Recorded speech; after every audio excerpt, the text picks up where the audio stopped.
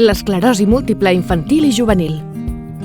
L'esclerosi múltiple és una malaltia degenerativa, crònica i autoimmune del sistema nerviós central. Es produeix quan el nostre sistema immunitari ataca la mielina del nostre organisme.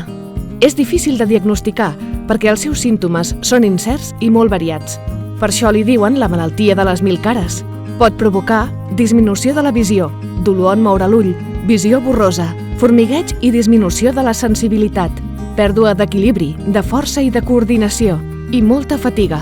La ressonància magnètica és una prova senzilla i segura que permetrà al neuròleg un primer diagnòstic. Existeixen tractaments específics per l'esclerosi múltiple, per això és bàsic diagnosticar-la i tractar-la el més aviat possible, i així podrem controlar la seva progressió. A més, per millorar els símptomes físics, és important portar una vida saludable, amb una dieta sana i variada, fer esport regularment, dormir 8 hores al dia i ser constants amb el tractament. L'esclerosi múltiple també pot afectar la capacitat cognitiva i l'estat d'ànim.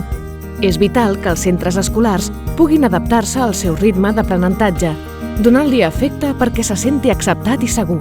Tot el que sigui viure el present, tenir metes i seguir participant en les activitats d'oci i esport amb els seus companys millorarà la vida d'un jove amb esclerosi múltiple. I en això, tots hi podem aportar el nostre granet de sorra.